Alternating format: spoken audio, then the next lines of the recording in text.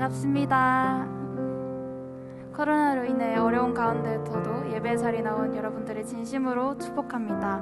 이 시간 찬양하실 때 우리 마음을 다하여 주님께 찬양하며 나아가시겠습니다.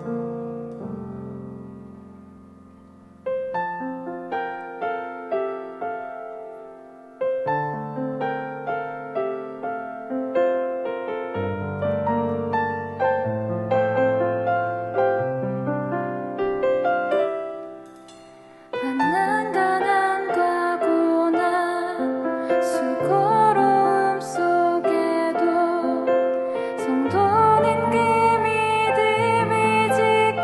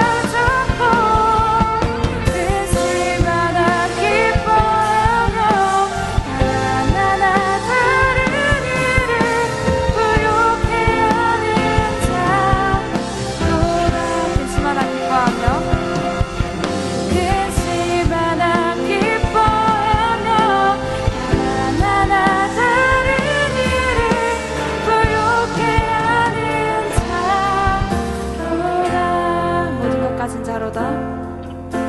모든 것 가진 자로다. 살아계신 하나님, 오늘도 저희들을 붙들어 주셔서 하나님 앞에 나와 예배드릴 수 있게 하시니 감사합니다. 특별히 많은 이들 가운데서 저희들을 구별하시고 주님을 섬기며 주님을 인생의 주인으로 모시고 살아갈 수 있도록 축복하여 주심을 감사드립니다. 어려운 시기와 상황 가운데 새학년 새학기를 시작하며 하나님께서 저희 중고등부 청소년들을 보호하여 주시고 인도하여 주시길 간절히 소원합니다. 예민하고 충동적인 시기를 지나는 청소년들의 그 생각과 마음을 다스려 주옵소서. 스스로 죄의 유혹을 이길 힘이 없고 인격적으로도 많이 부족하오니 길이요 진리요 생명 되신 우리 주님께서 연약한 저희 청소년들을 강하게 붙잡아 주셔서 세상의 유혹에 흔들리지 않게 하시고 불의와 싸워가며 주님께 영광 돌리는 믿음의 사람들로 성장할 수 있도록 도와주옵소서. 특별히 지금은 학업 중에 있사오니 늘 영적인 분별력과 지혜를 주셔서 학업에서는 더욱 우수한 자들로, 가정에서는 부모님께 효도하며 사랑받는 자녀들로, 또한 주님 안에서 말씀과 기도 가운데 더욱 신실하게 하나님을 섬기는 귀한 예배자가 되게 하여 주시고, 악하고 험난한 이때에 악에 물들지 아니하고 선한 싸움 잘 싸울 수 있는 주님의 귀한 용사들이 되게 하옵소서. 순결과 사랑을 배우며 맡겨진 학업과 책임을 잘 감당해낼 수 있는 신앙의 청소년들이 되게 하여 주옵소서. 특별히 코로나 확산을 막아주시고 나라와 울산과 교회와 가정을 지켜주옵소서. 저희 마음에 불안과 염려와 근심과 걱정을 믿음으로 이겨내게 하시고 이 어려운 때에 교회를 이끌어 가시는 담임 목사님을 더욱 강하게 붙들어 주시고 지혜를 주시며 시대적 사명을 잘 감당하실 수 있도록 성령의 능력을 덧입혀 주옵소서. 또한 중고등부를 이끄시는 부교육자분들과 이름 없이 빚도 없이 시간과 정성 다해 중고등부를 섬기고자 헌신하시는 선생님들을 기억하여 주시고 마음이 상하거나 상처가 되는 일이 없도록 늘 상황과 형편에 맞는 지혜와 능력을 주시고 매 순간마다 잘 감당할 수 있도록 사랑과 기쁨을 더하여 주옵소서. 이 시간에 하나님의 말씀을 전해주실 조진일 목사님께 성령께서 함께하여 주시고 주시는 말씀을 통해 모세와 같이 민족을 위하여 귀하게 쓰임받는 사람, 여호수아처럼 행동하는 믿음의 사람, 갈렙처럼 하나님을 의지하는 신앙의 사람, 다윗처럼 주님을 사랑하는 사람이 되게 하시고 중고등부 청소년들이 교회와 민족에 꼭 필요한 인재가 되게 하시고 세상의 빛과 소금으로 쓰임받게 하여 주옵소서. 특별히 중고등부 임원들을 기억하여 주시고 임원들이 학업에 전념하면서 주어진 일에 힘쓸 수 있도록 지혜와 능력을 주옵소서. 저들의 수고를 기억하여 주시고 축복하여 주옵소서. 오늘 이 시간 저희들이 드리는 예배가 하나님께서 홀로 영광 받으시기에 합당한 예배가 되기를 원하오며 예수님의 이름으로 기도합니다. 아멘.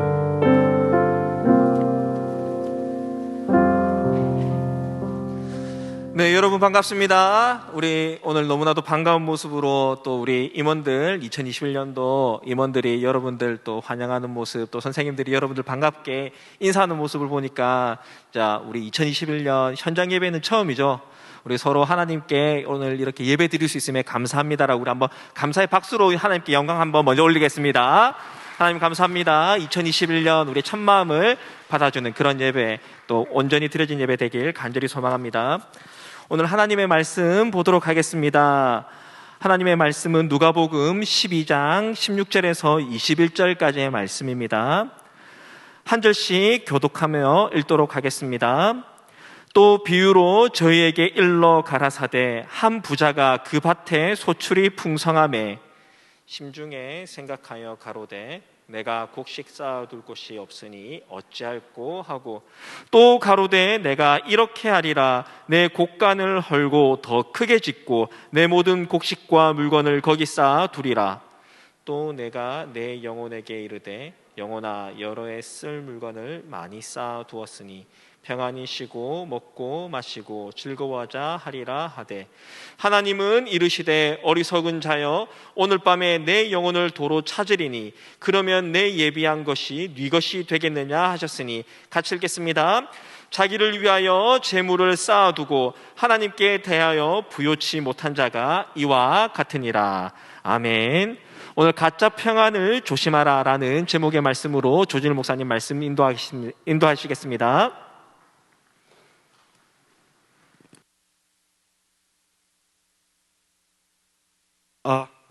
네, 감사합니다. 여러분 안녕하세요. 아니야. 여러분 이 마스크를 끼고 있는 게 어떤 옛날에는 마스크를 끼고 있으면 나 이제 말하기 싫어요. 그러면서 여기 X 막 이렇게 치고 막 무건 데모 할 때 막 그럴 때 마스크 끼거든요. 지금 마스크를 끼고 있다고 해서 말을 안 하고 더 안 하면 여러분 나중에 굉장히 이상한 사람 돼요. 그렇다고 해서 막 마스크 벗고 소리 지르면 지금 코로나 기간 때 또 위험하니까 마스크 벗지 마시고 이렇게 그래도 내 안에서 할 수 있는 만큼 마스크 안에서 입을 크게 열어서 우리 한번 인사하도록 할까요? 안녕하세요. 안녕하세요. 너무 반가워요. 목사님 진짜 감격 정말 장난 아니에요. 지금 왠지 아세요? 여러분이 살아있음을 봐서 그래요.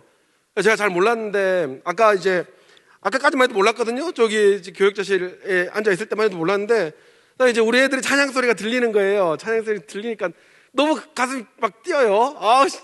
지금 갈까 하다가 이제 한번 나와봤어요. 그러니까 이제 임원들하고 찬양팀하고 몇 명이 이렇게 앉아있는데 인사를 하러 이렇게 돌아다니는데 갑자기 제 가슴이 막 이렇게 막 뜨거워져요. 막 엄청 왜 그런지 모르겠는데 엄청 살아있는 거 보는 게 이렇게 좋고 이렇게 즐겁고 여러분 빨리 마스크 벗고 저희가 진짜 함께 수련회도 하고 함께 뛰고 함께 찬양하고 함께 공부하고 제자훈련하고 함께 기합받고 그런 일들이 계속 있었으면 좋겠습니다. 아멘. 하나님이 그렇게 하실 줄 믿습니다. 아멘. 우리 기도해야 돼요. 우리가 하나님을 향하여 간절히 기도할 때 하나님의 얼굴을 향할 때 하나님께서 반드시 고쳐주신다 하셨어요. 여러분 이렇게 우리가 하나님께서 다시 열어주셨으니까요. 여러분 기회예요. 기회. 하나님께서 닫으시면 우리 아무리 예배를 드리고 싶어도 못 드리는 거예요. 하나님께서 기회를 주실 때 우리 최선의 신령과 진정의 예배를 드리는 오늘이 되기를 예수님의 이름으로 축복합니다. 아멘. 예. 여러분 혹시 요즘에 한참 유행하는 게 이제 넷플릭스, 유튜브 뭐 이런 거잖아요. 유튜브 뭐 이런 거잖아요. 혹시 넷플릭스 드라마 중에 종이의 집이라는 드라마를 보셨어요? 혹시 보셨나 모르겠어요. 넷플릭스에서 굉장히 밀고 있는 드라마더라고요. 뭐 여기저기서 사람들이 하도 추천해줘가지고 제가 조금 봤어요. 조금. 진짜. 오늘 엄청 많은데 전 조금 봤는데 이 스페인 영화예요. 스페인 영화. 저 원래 영화나 뭐 이렇게 중국 영화, 홍콩 영화, 한국 영화 말고 잘 안 봐요. 스페인 영화를 거의 안 봤는데 이쪽 남미 쪽 말이 되게 좀 이상하잖아요. 이게 막 엄청 길고 막 시끄럽잖아요. 남미 쪽 말이.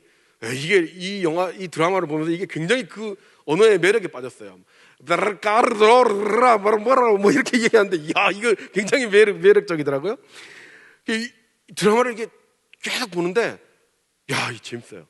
엄청 재밌어요. 요즘은 안 보고 다시 이제 예배 준비하면서 안 보는데 정말 재밌어요. 근데 이제 여러분은 보면 안 돼요.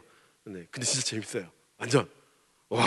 이게 내용이 어떤 거냐면 굉장히 똑똑한 어떤 지휘하는 사람이 범죄자들을 모아가지고 은행을 터는 그런 이게 드라마거든요. 그래서 인질을 잡아서 인질 작전을 하는 그런 드라마예요.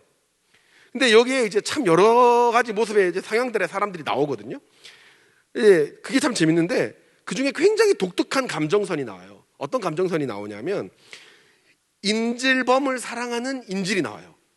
그러니까 인질범하고 잡아서 그 범인하고 그 범인한테 잡힌 이 여자 인질범이 서로 사랑하는 거예요. 인질이 자기를 감금하고 자기 다리에 총까지 쐈는데 그 사람을 사랑하게 되는 말도 안 되는 그런 희한한 장면이 나오게 돼요. 여러분은 어떠세요? 여러분은 진짜 막 나를 괴롭히고 나를 감금하고 심지어 막 칼과 총으로 나를 해코지한 사람을 그렇게 사랑할 수 있을 것 같아요? 난 그렇게 못합니다. 전 절대. 근데 그게 가능하겠어요? 근데 인질범이 인질을 사랑하는 그런 심리적 어떤 작용들에 대한 전문적인 용어가 있어요. 이게 뭐냐면 스톡홀름 증후군이라는 거예요. 스톡홀름 증후군. 이 스톡홀름 증후군은 실제로 1973년에 실제 은행 강도와 인질범 사이에서 일어난 사랑 때문에 처음 정의된, 처음 연구가 된 그런 감정선이라고 해요. 스웨덴의 스톡홀름의 은행에서 강도 2명이 총으로 인질을 잡았는데 무려 131시간, 한 6일 정도예요. 6일 정도 동안 직원 4명을 인질로 잡았어요. 나중에 풀려난 인질들이 범인을 좋아하게 된 거예요. 그 안에 있으면서 범인이 밥도 주고 뭐 얘기도 좀 많이 하고 그랬겠죠. 그동안 정이 든 거지, 범인하고. 그래서 자기를 구하러 온 경찰들을 미워하게 되는, 왜 왔어요? 막 이렇게 미워하게 되는 초유의 사태가 벌어진 거예요. 그렇게 그 인질들이 이렇게 인터뷰를 하면서 경찰이 나쁜 사람들이고 사실은 저 사람들은 나쁜 사람들이 아니다, 이렇게 인터뷰까지 하게 되는 초유의 사태가 벌어진 거죠. 그래서 그렇게 세상에 알려지게 되면서 스톡홀름 증후군이라는 것이 연구가 되기 시작했어요. 이 증상이 일어나는 것은 극도의 불안과 공포로 시작한 사람이 나중에는 그 상황에 굉장히 잘 적응을 하면서 거기에 있는 사람들과 동질감을 느끼게 되고 그 상황과 동화가 되는 과정이라고 이야기를 합니다. 모두가 그렇진 않아요. 한 100명 중에 5명에서 10명 정도 그렇다고 봐요. 근데 어쨌든 가장 불안한 상황에서 약간의 평안과 사랑이 주어졌을 때 행복감을 느끼고 평안함을 느끼는 굉장히 비정상적인 심리 상태, 그게 스톡홀름 증후군인 거죠. 물론 이때 느끼는 평안과 사랑과 행복은 진짜가 아니라 가짜죠. 가짜지. 일종의 아주 강한 진통제를 맞는 거가 마취제 같은 역할을 하는 거예요. 그 결과가 어떻게 되는지 아세요? 실제로 스톡홀름 증후군에 빠졌던 1974년 한 여학생은요 인질로 잡혔다가 같이 강도가 됩니다. 같이 강도편이 돼가지고 강도를 했어요. 가담하게 된 거죠. 나중에 잡히고 난 다음에 집중력 약화, 불안, 불면증, 사회적 고립, 엄청난 결과를 감당하게 되는 거예요. 자, 여러분, 문제는 지금 이 시기에 이런 스톡홀름 증후군 상태와 굉장히 비슷한 증상을 보이는 그리스도인들이 있다는 겁니다. 코로나 기간에 내가 고립되고 학교를 못 가고 교회를 못 가고 예배를 못 드리고 사람을 못 만나는 것이, 집에만 있는 것이 오히려 편안하다라고 느끼는 사람들이 많아지고 있다는 거예요. 코로나가 주는 가장 부정적인 상황을 가장 편안한 것으로 착각하고 받아들이는 성도들이 생기고 있다는 겁니다. 몇몇 기독교 상담학과 교수님들은 이게 실질적인 스톡홀름 증후군과 굉장히 유사하다고 이야기를 합니다. 이 부분에 대해서 성경은 과연 어떻게 이야기하고 계신지를 오늘 한번 보도록 하겠습니다. 우리 중에서 어쩌면 여기에 빠져 있는 사람이 있을지도 몰라요. 여러분, 오늘 본문은요, 예수님께서 수만 명의 무리 앞에서 여러 질문들을 주고받으면서 나오는 이야기 중에 하나입니다. 12장 1절부터 12절까지는 제자들과 이야기를 나눠요. 제자들한테 너희가 얼마나 하나님 앞에서 귀한 존재인지를 대화를 하고, 13절부터 오늘 본문까지는 어떤 한 사람이, 청년이 손을 들어서 예수님한테 재산 문제로 상담을 하는 것에 대한 이야기를 하고 있어요. 그냥 증문즉설인 거죠. 올해로 따지면 오늘 증문즉답 뭐 이런 강연을 한 거예요. 목사님 수만 명 놔두고. 예전에 그 지금 고3들이죠. 지금 고3들하고 임원 수련회 가가지고 쭉 앉아놓고, 저랑 국기훈 목사님 있고 쭉 앉아놓고, 자, 너희들이 이제까지 살면서 신앙에 대해서, 교회에 대해서 궁금한 거 있으면 다 물어봐라 했거든요. 처음에는 쭈뼛쭈뼛 하다가 우와, 정말 한 명씩 다 손 들고 묻는데 우리 아이들이 이렇게 궁금한 것이 많았구나. 막 그러면서 막 목사님 저요 그러면서 막 이렇게 묻는데 정말 수준 높은 질문을 하는 애도 있고, 저거는 애가 수준이 왜 저러냐 이런 질문을 하는 사람도 있었어요. 근데 어쨌든 그 질문을 받고 대답하는 과정 속에서 목사님 너무 좋은 거예요. 너무 좋은 거예요. 이렇게 관심이 있었고 이렇게 궁금해했고. 저는 그런 날이 속히 왔으면 좋겠어요. 예수님이 이렇게 많은 사람들을 모아놓고 막 질문, 예수님 예수님 저는 어떤 사람이에요? 예수님 바리새인은 어떤 사람이에요? 예수님이 계속 거기에 대해서 대답을 해주시는 거예요. 그러다가 이제 한 청년이 이야기하는 거예요. 예수님 저 고민이 있습니다. 뭐냐? 우리 형한테 유산을 좀 나눠달라고 예수님께서 이야기해 주세요. 이렇게 이야기하는 거예요. 13절에 보면 한 사람이 그 형하고 재산을 나눠 가질 수 있도록 해주세요 라고 예수님한테 손 들고 부탁을 해요. 여러분, 그 당시에 장자가 가지고 있는 재산이 굉장히 많아요. 장자 우선주의이기 때문에 장자는 많은 재산을 가지고 유산을 받는단 말이에요. 근데 아마 차자였던 것 같아요. 둘째나 셋째 정도였겠죠. 나도 똑같이 잘 나누어서 그 재산을 공유하고 싶다라고 이야기를 한 거예요. 여러분, 이 사람이 재산을 나누어 달라고 한 이유가 뭐겠어요? 왜 예수님한테 재산을, 정말 중요한 질문이잖아요. 랍비, 그 당시에는 최고의 랍비이자 최고의 스승한테 내가 질문을 하는데 재산을 좀 나눠가게 해주세요. 그 방법을 알려주세요라고 이야기하는 거예요. 왜냐하면 이 사람의 머릿속에는 재산이 제일 중요한 거예요. 제일 급한 거라고요. 이 사람이 재산을 더 많이 가지려는 이유가 뭐냐는 거예요. 자, 여러분에게 질문할게요. 여러분 한번 생각해 보세요. 재산을 많이 가지려는 이유도 여러분이 있죠? 여러분, 돈 많은 게 좋아요? 없는 게 좋아요? 돈 많은 게 좋죠.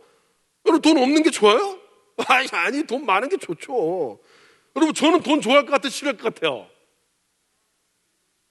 아니 진짜 돈 싫다 좋다로 따지면 제가 돈 좋아할 것 같아요? 싫어할 것 같아요? 그렇죠. 저 돈 엄청, 이러면 좀 이상하네. 저 돈 좋아해요. 저 엄청 좋아해요. 진짜 돈 진짜 좋아해요. 저 돈 있으면 막 쓰고 싶어요. 막 맛있는 것도 막 사 먹고 좋은 데도 가고 싶고 여행도 가고 싶고 돈 진짜 좋아해요. 물론 가치는 다르게 생각하겠죠. 돈보다 더 중요한 가치를 위해서 살고자 목사가 됐으니까. 돈은 누구나 다 좋아하는 거예요. 사람들이 돈을 좋아하는 이유가 뭐냐면, 여러분, 이 돈이 있으면 우리의 인생이 진정 행복하고 평안할 것이라고 생각을 해요. 돈이 있으면 내가 행복하고 돈이 있으면 내가 평안할 것이라 생각해요. 물론 돈이 있으면 조금 더 편한 차를 탈 수 있고 돈이 있으면 편안한 집에 살 수 있으니까 돈만 있으면 내 인생이 평안할 것이라고 생각하는 거죠. 물론 여러분, 잠깐 그럴 수는 있습니다. 그러나 여러분, 그것이 성경에서는 또 우리가 살아온 역사를 보면 영원한 행복을 주지는 않아요. 그게 진리가 아니라고요. 만약에 그런 식으로 생각한다면 세상에서 가장 평안한 사람, 평안을 누리는 사람은 세상에서 가장 돈이 많은 사람일수록 더 놀라운 평안을 가지게 되는 거예요. 그렇죠? 더 큰 평안을 가질 수밖에 없는 거예요. 돈이 많다면. 그 말이 정답이지요. 정답이 돼야 되죠. 근데 여러분 한번 볼까요? 한 사람만 소개할게요. 하워드 휴즈라는 사람이 있었어요. 1900년 초반대에 자기가 하고 싶었던 일들을 다 했던 사람이에요. 영화 제작사에다가 방송사에다가 항공사 플라이, 하여튼 자기가 하고 싶은 거는 다 했던 사람이에요. 돈이 엄청 많았어요. 이 사람이 남긴 돈만 해도 그 당시 돈이 2조였다는 거 하니까 2조. 여러분, 2조가 어느 정도 돈이냐고요? 몰라, 나도. 가져봤어야 알죠. 2조가 엄청 많아요. 하여튼 엄청 많은 돈이에요. 한 번은 이 사람의 굉장히 재미있는 예화가 있어요. 이 사람이 라스베가스에 있는 아주 고급 호텔에 갔는데, 물론 굉장히 큰 부자니까 최고의 이 방을 예약을 했겠죠. 제일 넓고 큰 데를 펜트하우스라고 하는데 거기에서 지내고 있었어요. 그리고 어느 날 자기가 펜트하우스에 나와가지고 이렇게 걷고 있는데 깜짝 놀란 장면을 본 거예요. 어떤 장면을 봤냐면, 다른 사람이 그 호텔에 와서 예약을 하고 그 호텔에 묵는 거를 본 거예요. 이 사람이 거기 큰 충격을 받았어요. 내가 호텔에서 묵고 있는데 다른 사람이 이 호텔에 와서 다른 방에 묵고 있었네? 이 충격을 받는 거예요. 바보 아니야? 원래 호텔은 많은 사람들이 와서 많은 방을 빌려서 자는 곳이 호텔이야. 맞아, 아니야? 맞죠? 근데 이 사람은 다른 사람들도 그 호텔에 이 방을 예약하는 걸 보고 깜짝 놀란 거예요. 어떻게 내가 있는 호텔에 이 사람들이 와가지고 다른 사람들이 와서 방을 예약하지? 너무 화가 난 거예요. 그래서 그 다음날 그 호텔을 사버렸어요. 실제로. 그래서 그 호텔에서 자기만 살았어요. 그 호텔에서. 아니, 여러분, 이 사람이 그렇게 살면은 마음이 평안했을까요? 아까 사진을 보면 좌우 똑같은 사람인데요. 이 사람이 갑자기 돌아가셨어요. 왜 돌아가셨냐면 사인이 영양실조로 인한 심부전증이에요.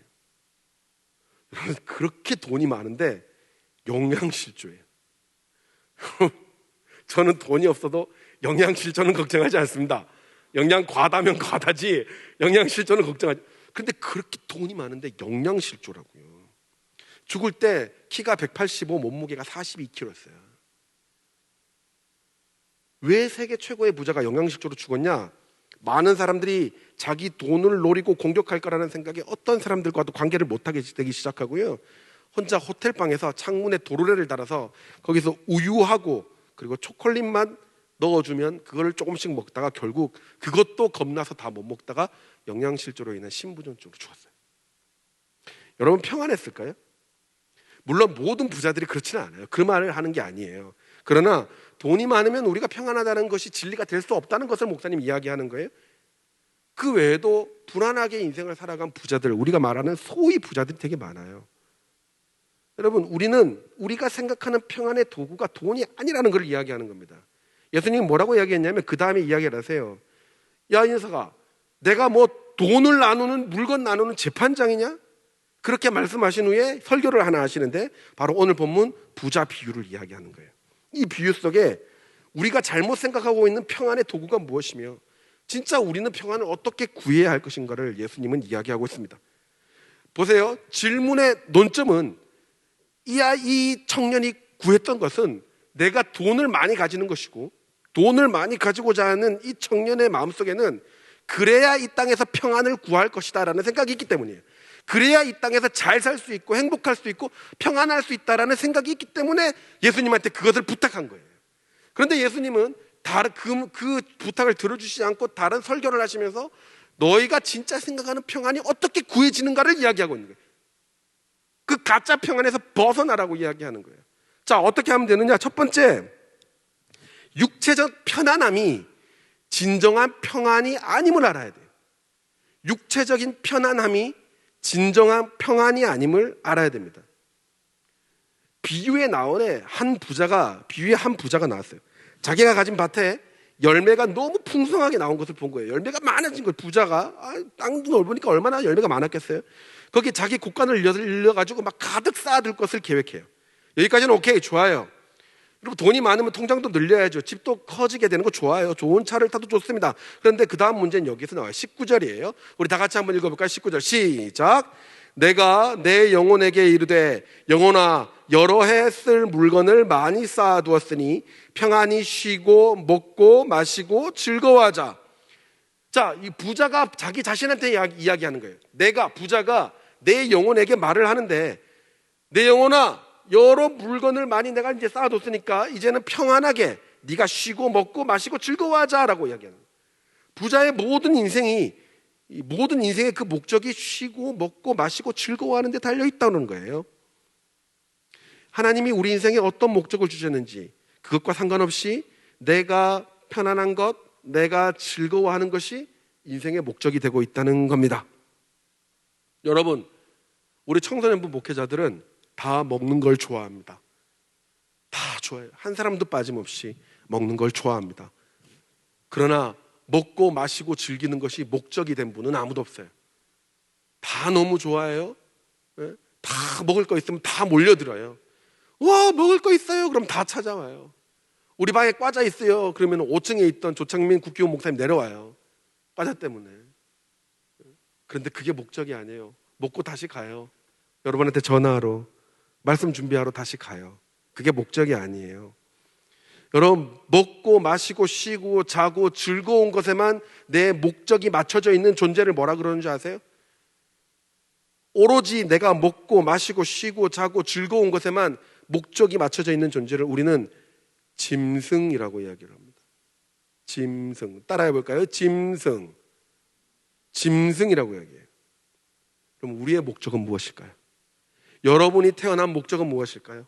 여러분은 왜 사는 것일까요? 여러분은 왜 창조되었고 하나님은 여러분들을 왜 만드셨으며 예수님은 왜 여러분 때문에 돌아가셨을까요? 여러분은 왜 구원받았으며 여러분은 왜 교회에 나오며 여러분은 왜 훈련받으며 여러분은 왜 공부를 하며 여러분은 왜 학교를 가며 여러분은 왜 잘하며 여러분은 왜 먹고 마시고 쉬는 걸까요? 그 사람의 제1되는 목적이 서요일이 문답 1번입니다. 우리 다 같이 읽어볼까요? 자, 서요일이 문답 1번 제가 질문하겠습니다. 여러분이 대답하세요. 사람의 제1되는 목적은 무엇입니까?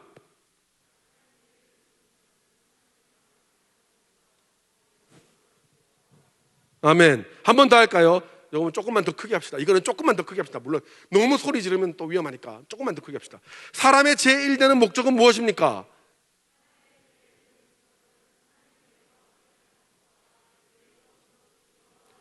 아멘. 사람의 제1되는 목적은 하나님을 영광스럽게 하는 것과 하나님을 영원토록 즐거워하는 거예요.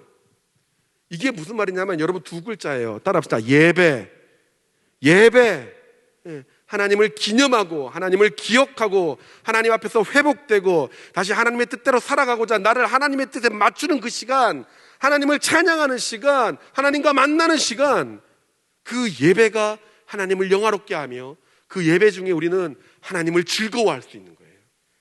우리의 사람의 제1되는 목적은 하나님이 예배 받으시기 위해서 우리를 애굽 땅에서 구원해내셨으며 우리를 죄에서 구원해내셨어요. 우리를 창조하셨고, 하나님이 예배 받으시겠다는 말씀은 내가 너와 함께 있겠고 내가 너와 함께 살겠다라는 말씀이에요. 너와 동행하겠다는 말이에요. 그게 하나님과 함께하는 것, 하나님을 즐거워하는 것, 그 예배가 우리 인생의 제1 목적이라는 겁니다. 여러분 다시 돌아갈까요? 여러분 목적이, 내가 돈을 버는 목적이, 내가 쉬는 목적이, 내가 잠을 자는 목적이, 내가 먹는 목적이 내가 편안하기 위함에 맞춰져 있다면 여러분 이것은 심각한 하나님의 창조 질서에 어긋나는 거예요. 심각한 목적 위반, 의무 위반인 거예요. 그러니까 실제로 부자의 목적처럼 살면 사람이 짐승이 되는데 이게 순간 편하기 때문에 계속 이것만 갈구하는 거예요. 그럼 어떻게 되겠어요? 예배를 통한 하나님의 은혜, 하나님의 긍휼, 하나님의 평안, 진짜 예수님께서 숨을 불어 넣어주셨듯이 말씀하셨던 너희는 평안하라 하는 그 만남의 평안이 우리에게 없어지는 거예요. 자, 우리 다시 처음으로 돌아가 볼까요? 코로나 때문에 방구석에 처박혀 있을 때가 우리가 있습니다. 그죠? 그러다 보니까 예배도 자주 온라인으로 드립니다. 학교도 안 가요. 출석 체크만 하면 됩니다. 그리고 놉니다. 굉장히 순간 편합니다. 마음대로 먹고 마음대로 자고 마음대로 놀고 마음대로 편해요. 굉장히 사실은 비참한 것이고 우리가 우리의 목적대로 살지 않는 것인데 그 삶이 좋아지는 거예요. 편해요. 우와, 교회 안 가도 된다. 우와, 안 씻어도 된다. 우와, 나는 빨리 예배 끝내고 넷플릭스 봐야지. 예배가 7시부터 딱 청소년부 예배 7시부터 들리고 대예배는 실시간으로 들리는데 뭐 청소년 예배는 오늘 하루 종일 볼 수 있으니까 오늘 밤 늦게 자기 전에 틀어놔야지. 내 마음대로 들어요. 내 마음대로 내 방에서. 누군가 그렇게 이야기하는 걸 들었어요. 와, 진짜 그러면 안 되는데 자기가 그런 거예요. 야, 내가 진짜 그러면 안 되는데 너무 편하다 이렇게 얘기하는 거예요. 너무 편하다. 막 교회 온다고 차려입을 필요도 없고 교회 와서 봉사할 일도 없고 교회 와서 뭐 안 하고 그냥 집에서 딸깍 클릭 한번 해, 유튜브 한번 들어가가지고 딱 보고 딱 끝나면 바로 딱 끄고 바로 넷플릭스 딱 켜고 라면 후루룩 짭짜. 너무 편한 거야. 우와, 내 인생 이렇게 편할 수가 없어. 그리고 그 편안함이 반복되면 그 반복됨이 습관이 되고 그 습관이 반복되면 그 습관이 내 인생의 모습을 좌우하게 되는 거예요. 편안한 것만 찾게 되는 부자 같은 인생이 되는 거죠. 하나님이 어리석다 하는 부자가 되는 거예요. 이것을 뭐라 하느냐? 영적 스톡홀름 증후군이라고 이야기해요. 영적 스톡홀름 증후군. 굉장히 힘들어하고 가슴 아파하고 내 인생이 굉장히 고립되어 가는 순간인데 그게 잠깐 편안하다고, 잠깐 매력 있다고 이 생활 방식에 내 인생 전체를 걸게 되는 바보 같은 행동, 그게 영적 스톡홀름 증후군입니다. 여러분 여기서 일어나셔야 돼요. 그래서 저는 오늘 처음에 열리자마자 이 자리에 오신 여러분들을 축복합니다. 우리 중학교 1학년들 손 들어보세요. 이제 처음 들어온, 아직 중학교 입학 안 했지만 중1이라고 여기 온 친구 손 들어보세요. 저기 뒤에 있네. 손 들어보세요. 괜찮아요. 우리 청소년부서는 손 원래 번쩍 드는 곳이에요. 자, 손 번쩍 들어보세요. 진짜 한번 손 들어보세요. 그렇죠. 우리 박수 한번 할까요? 쟤네들 완전 우리 막내들이에요. 할렐루야. 우와, 진짜 여러분 진짜 승리자예요. 여러분 제일 게으르고 제일 나태하고 제일 무너지기 쉬운 그 순간에 여러분들은 자리를 박차고 여기 온 거예요. 물론 엄마가 궁디를 차서 왔을 수도 있지만 근데 어쨌든 여러분 여기 온 거예요. 그럼 여러분 승리한 거예요. 여러분 영적 스톡홀름에서 벗어난 거예요. 진짜 위험한 순간에서 벗어나서 여기 온 거라고요. 하나님 기뻐하시는 인생 될 줄 믿습니다. 아멘. 아멘. 여러분 우리 청소년분은 원래 아멘 크게 해요. 자, 다 같이 아멘. 아멘. 여러분 크게 승리할 줄 믿습니다. 여러분 여기 온 여러분들, 여러분 정말 승리자예요. 여기서 벗어나는 거. 근데 우리는 다시 그 시기로 돌아가기 쉬워요. 내일부터 다시 그렇게 가고 싶다고요. 여러분, 거기에 항상 경계하세요. 내 몸이 편안할수록, 내 몸이 과도하게 편안할수록 나는 위험한 상황이라는 것을 여러분 꼭 기억하세요. 여기서 일어나셔야 돼요. 이게 자의적으로 이 생활을 반복하는 순간, 누가 시키지도 않았는데 자의적으로 이 편안함을 계속 찾아가는 순간, 하나님의 진정한 영광과 하나님의 은혜와 회복과는 반드시 멀어지는 삶이 되는 거예요. 목사님, 코로나가 겁이 나서 그래서 교회는 못 가겠어요. 예, 여러분 이해합니다. 지금도 온라인으로 이제 이 방송을 보게 되실 분들, 코로나가 겁이 나서 못 오시는 분들 충분히 이해합니다. 그런데 여러분, 코로나가 겁이 나는데 진짜 죄송하지만 마트는 가는 친구들, 시내에는 가는 친구들, 또 여자친구는 만나는 친구들, 극장은 가는 친구들, 식당은 가는 친구들, 학원은 가는 친구들, 학교는 가는 친구들, 독서실을 가는 친구들은 여러분은 코로나가 겁나서 교회 안 오는 거 아니에요. 편안함이 좋아서 교회를 안 오는 거죠. 왜냐하면 거기보다 방역이 여기가 훨씬 더 철저하거든요. 어느 곳보다 방역이 여기가 더 철저하거든요. 여기 딱 1시간 남짓 있는데. 여러분 회복하셔야 돼요. 여러분 회복하셔야 돼요. 다시 정신 차리셔야 돼요. 언제 끝날지 모르지만 여러분 항상 깨어있는 신부가 되어야 된다고요. 여러분들이 교회에 안 오면 누가 제일 편할 것 같아요? 여러분들이 이 자리에 안 온다, 교회가 문을 닫았다, 누가 제일 편할 것 같아요? 몸은 누가 제일 편할 것 같아요? 누가? 목사님들이 제일 편해요. 안 그러겠어요? 여러분들이 안 오면? 목사님들이 제일 편하지. 사실 몸은 안 그렇겠어요? 가만히 앉아서 방송으로만 설교하면 되고, 찬양팀 모아야 되는 거 신경 안 써도 되고, 여러분들 온다고 막 준비 안 해도 되고, 이것저것 막 세팅 안 해도 되고, 그냥 앉아서 전화만 하면 되는데 얼마나 편하겠어요. 그런데 왜 그러느냐? 왜 여러분들에게 오세요 오세요 오세요 하느냐? 우리 인생의 목적이 여기에 있기 때문이에요. 하나님이 만들어 놓으신 창조의 질서가 여기 있기 때문이라고요. 주의 전에 나와 예배를 신령과 친정으로 드려야 우리 인생에 하나님의 직접적인 은혜가 있기 때문입니다. 온라인으로 예배를 드리시는 여러분들에게 권면합니다. 여러분 빨리 회복하셔야 됩니다. 영적 스톡홀름 증후군에 빠지면 모두가 같이 망하는 거예요. 얼른 자리에서 일어나서 내 몸을 불편하게 하세요. 어쩔 수 없이 온라인을 드리게 된다면 가장 불편하게 예배를 드리세요. 제일 불편한 자리에 앉으셔서 제일 깨끗하게 씻고 제일 좋은 옷으로 갈아입고 하나님 앞에서 예배 드리세요.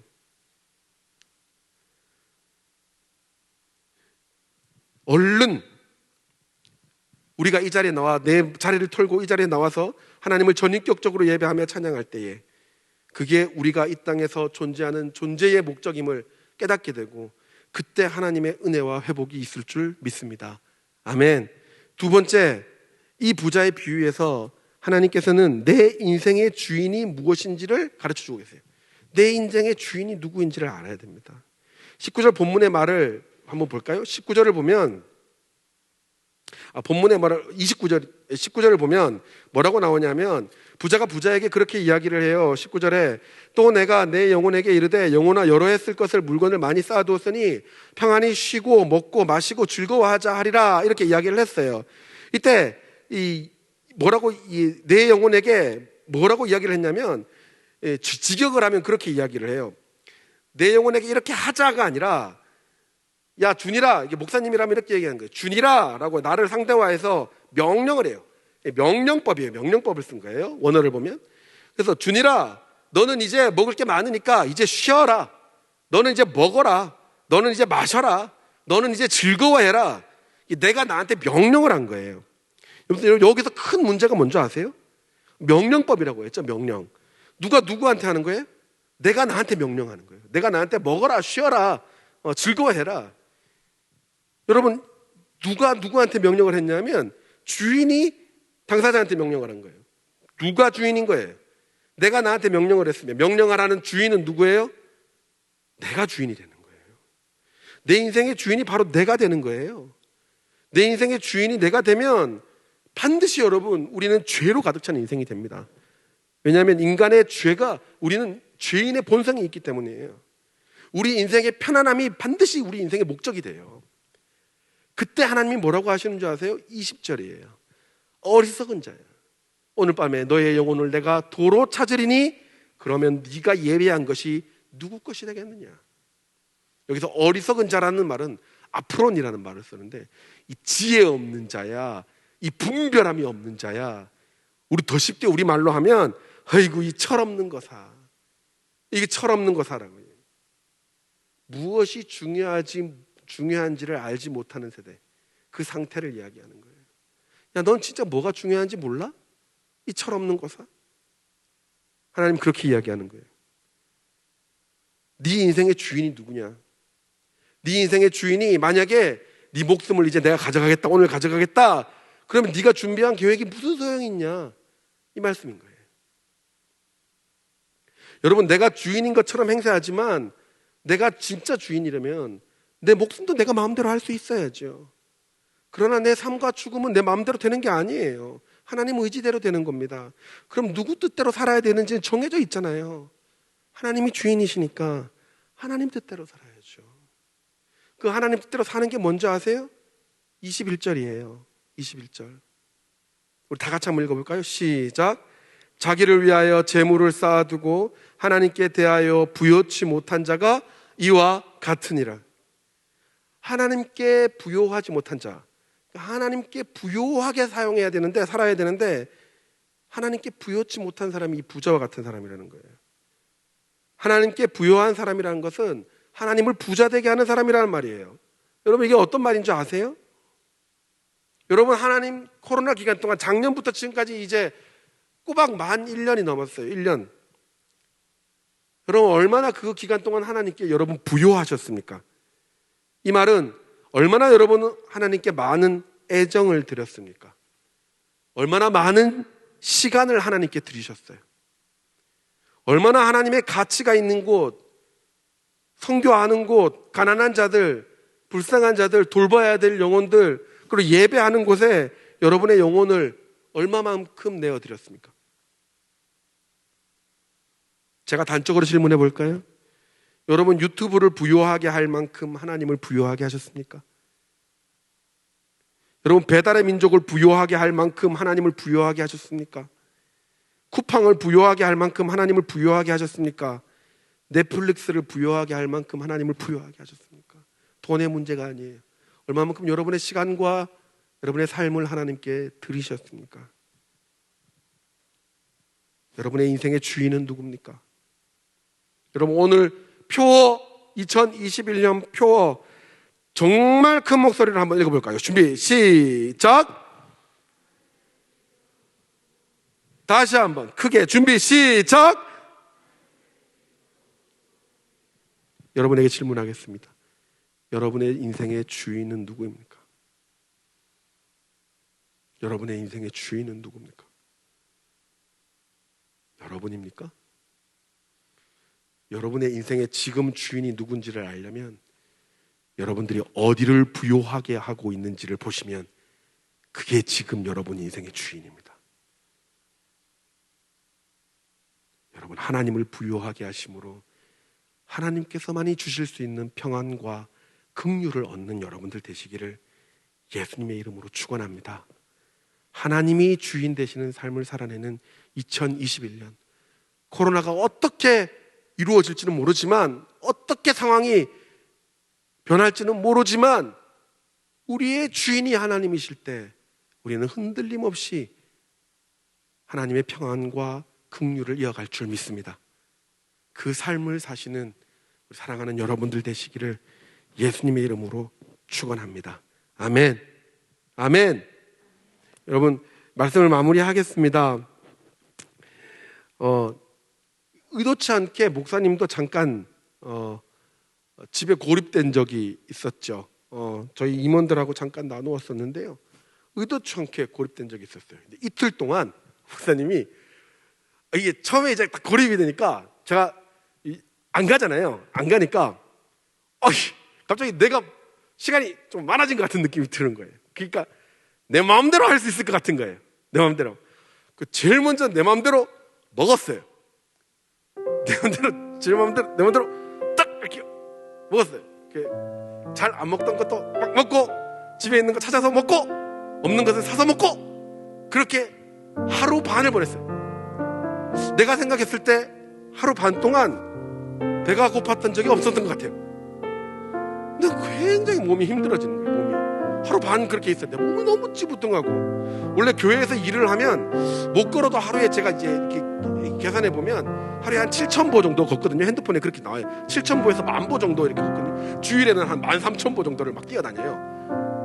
근데 이렇게 집에 있으니까 하루에 120보를 걷더라고요. 화장실만 왔다 갔다 한 거겠지. 그리고 그 다음날 이렇게 체중계에 딱 올라갔는데 하루 반 만에 3kg가 쪘더라고요. 하루 반 만에. 이야, 깜짝 놀랐어. 야, 이러다가 고립이 풀리고 교회 가면 혼나겠다, 큰일 나겠다. 그리고 그 다음날 아침에 일찍 일어나가지고 성경책을 폈어요. 다시 창세기 1장 1절. 저는 제 삶이 항상 갈등에 부딪힐 때 항상 창세기로 돌아가요. 항상 뭔가 시작할 때나 갈등에 부딪힐 때는 창세기로 돌아가요. 창세기에 하나님의 모든 뜻이 다 있거든요. 창세기 1장 1절 딱 읽는데 하나님께서 1장 1절에서 내 마음을 때리셨어요. 태초에 하나님이 천지를 창조하시니라. 태초에 하나님이 천지를 창조하시니라. 여러분, 그 천지에 내 이름이 들어가는 거예요. 태초에 하나님이 준일이를 창조하셨어요. 여러분, 그 천지에 여러분의 이름을 넣어서 보세요. 태초에 하나님이 여러분들을 계획하셨고 여러분들을 지었어요. 그 말은 하나님의 목적이 있는 거예요. 여러분, 거기 하나님의 목적이 있는 거예요. 여러분 삶, 내가 비록 하루 반이었지만 내 인생을 내가 주인인 척하고 살았구나. 그리고 그때부터 다시 조율했어요. 그때부터 라면 안 먹고, 싶은 거 안 먹고, 딴 거 안 먹고, 그거 다시 원래 상태로 돌아오고 그거보다 조금 더 빠지는데 8일이 걸렸어요. 하루 반 만에 찐 거를 돌리는데 8일이 걸렸어요. 여러분, 내 편안한 거 찾다가 예전에 나의 영적 전성기로 돌아오는데 몇 배의 시간이 걸리는 줄 아세요? 몇 배나 걸립니다. 몇 배나. 그런데 그 처음 시작은 내 인생의 주인이 누구냐를 인정하는 거예요. 여러분, 많이 힘드시죠? 많이 답답하고 하고 싶은 거 못하죠? 여러분, 기적과 같이 여러분의 인생을 반전시킬 수 있는 기회가 있습니다. 우리 인생의 주인이 누군가를 다시 고백하는 거예요. 다시 결단하는 거예요. 작은 것부터 다시 시작하는 거예요. 그때 진짜 우리가 구하는 평안이 하나님으로부터 주어질 줄 믿습니다. 여러분, 오늘 처음 우리 찬양 인도자 우리 언니가 와서 불렀던 성도의 노래라는 노래인데, 이 노래 우리 대형교회 그 온라인 예배 때 헌금송으로 나와서 너무 은혜로웠어요. 마치 우리의 인생인 거, 우리 인생이 이렇게 살아줘야 된다는 거. 그래서 우리 같이 우리 찬양 인도자와 함께 이 찬양하며 짧게 기도하도록 하겠습니다.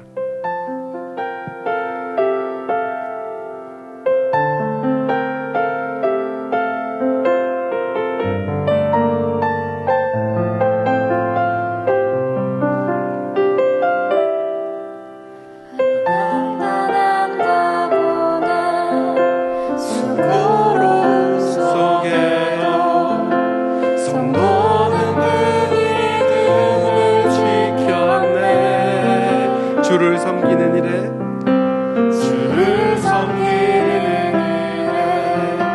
자신을 다 드리며 주님의 말씀과 성령으로 그 길을 걸어내. 그리스도 안에서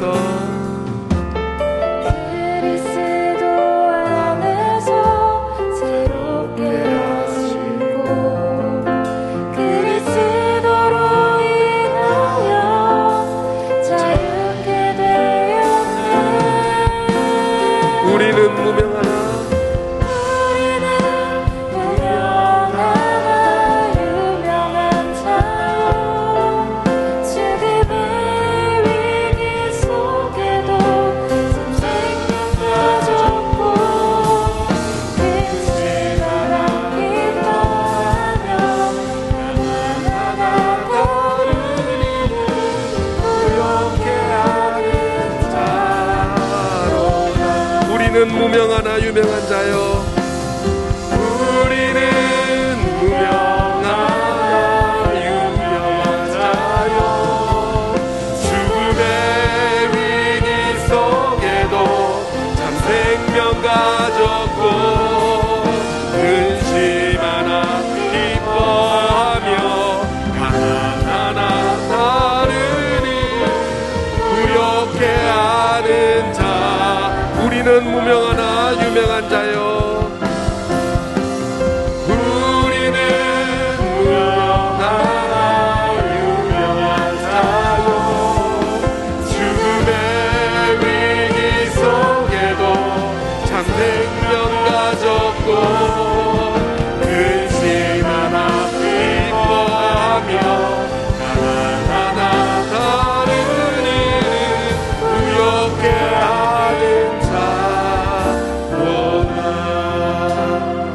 함께 기도할까요?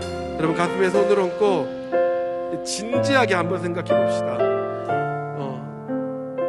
여러분 어떻게 지내셨어요? 코로나 기간 동안 1년이 이제 됐어요. 여러분의 1년 동안에 여러분의 인생을 파노라마처럼 쫙 펼쳐놓고 하나님 앞에서 이 시간 점검 한번 받아보세요. 교회를 못 왔을 때, 학교를 안 갔을 때, 여러분 집에서, 여러분 방에서 여러분은 무엇을 부욕해 하셨습니까? 여러분은 어디에 여러분의 시간과 여러분의 마음을 들였습니까? 그것이 여러분 인생의 주인입니다. 오늘 하나님께서는 너희가 가진 것을 하나님을 향하여 하나님을 부욕해 하는 데 쓰라고 이야기했어요. 오늘 우리 찬양 가운데서도 다른 일을 부욕해 하는 것, 하나님의 뜻이 있는 곳을 부욕해 하는 것이 우리 삶의 목적이라고 이야기를 합니다. 그것이 성도라고 이야기를 합니다. 그랬을 때에 주께서 주시는 평안과 긍휼이 있다고 약속합니다. 자, 여러분, 저부터도 한번 제 인생을 쭉 펼쳐놓고 이 코로나 기간 동안 하나하나 하나님 앞에 점검받아 볼게요. 여러분, 이 기도하는 이 짧은 시간 동안 하나님이 아마 파노라마처럼 쫙 지나가게 하실 거예요. 여러분은 무엇을 가장 부욕해 하셨습니까? 여러분, 회개하셔야 됩니다. 하나님, 내가 하나님을 부욕해 하지 않았군요. 하나님, 내가 하나님의 뜻이 있는 곳을 부욕해 하지 않았습니다.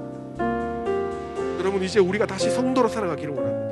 하나님께서 이제 다시 시작하게 하신 이 예배를 통하여 우리에게 하나님의 긍휼이 임하고 우리에게 하나님의 진정한 평안이 임하며 우리가 다시 뛸 수 있으려면 여러분, 이제 우리의 인생이 다시 하나님을 향해야 됩니다. 하나님, 이 시간 기도합니다. 내 인생 가운데 하나님이 주인이 아니었던 영역이 있다면 하나님 이 시간 끊어내게 하시고 버리게 하시고 털어내게 하시고 오직 하나님을 주인으로 섬기고 사는 이 한 해가 되게 하여 주시옵소서. 하나님을 부욕케 하는 인생이 되게 하여 주시옵소서. 이곳에 예배하는 모든 자들을 주님 회복시키시고 진정한 하나님의 평안을 구하게 하여 주시옵소서. 함께 기도하도록 하겠습니다. 하나님 아버지, 이 시간 기도합니다. 하나님, 우리를 성도로서 불러주셔서 감사합니다. 하나님, 우리는 무명하나 하나님께서 우리를 유명하게 하며 하나님, 우리를 통하여 하나님의 나라가 임하게 하셨습니다. 하나님, 모든 것을 가진 자로 하나님 앞에서 진정 온전한 것을 주님 앞에 드리며 하나님, 우리가 주님 앞에서 주의 진정한 평안을 구할 때에 하나님, 우리 안에 모든 영역에서 하나님이 주인 되는 삶을 살게 하여 주시옵소서. 하나님, 작고 부족한 우리에게 하나님 이렇게 놀라운 기회와 회복의 영광스러움을 허락하여 주셔서 감사합니다.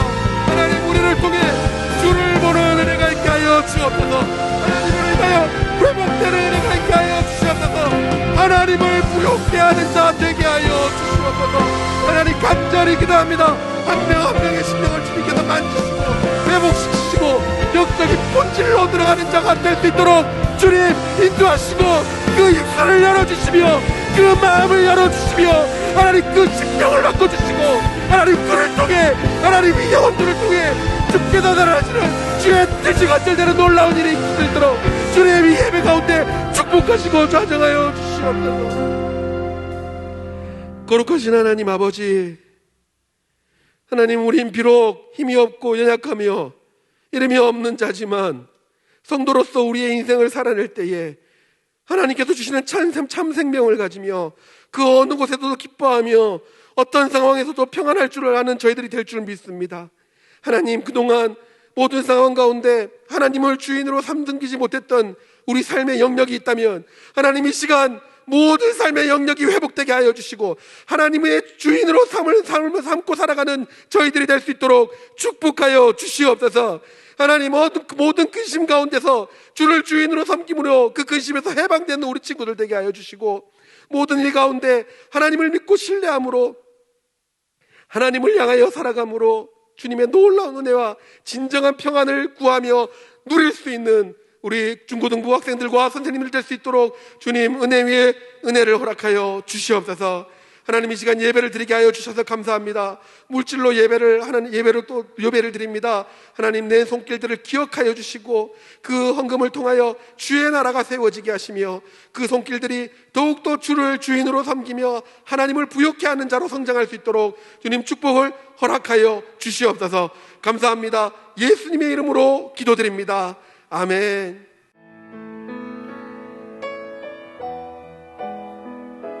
나의 은총을 입으니여 너를 아노라.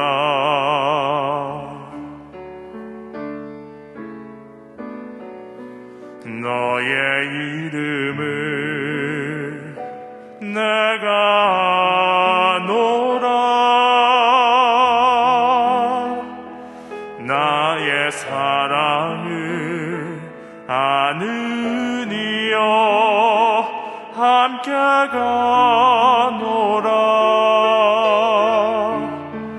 내가 친히 함께 가노라. 내가 너로 편케하며 나의 모든 선함으로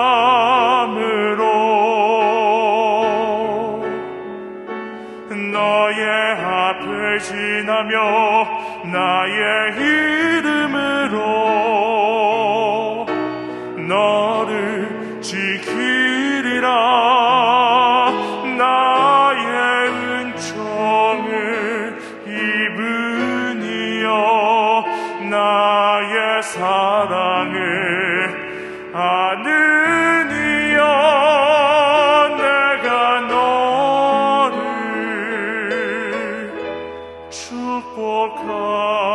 축복하노라.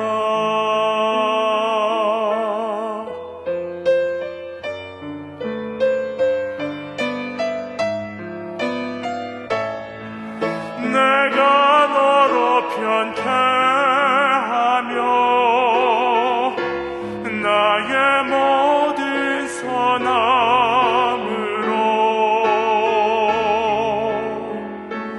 너의 앞을 지나며 나의 이름으로 너를 지키리라. 나의 은총을 입으니여 나의 사랑을 아느니여 내가 너를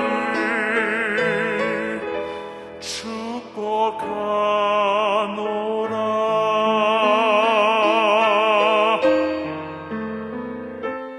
내가 너를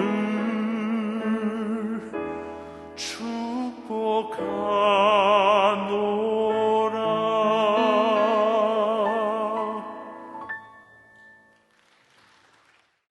지금은 우리 주 예수 그리스도의 은혜와 하나님의 놀라우신 사랑하심과 성령 하나님의 위로하시고 회복시키시고 긍휼히 여겨주시고 치유하여 주시는 그 은혜가 이 시간 모든 고립 가운데서도 하나님께서 나를 창조하셨음을 믿고 하나님께서 주시는 진정한 평안을 위하여 하나님을 부욕해 하기로 결심하고 결단하는 이곳에 있는 모든 영혼들의 머리 위에 지금부터 영원토록 함께 있을지어다. 아멘.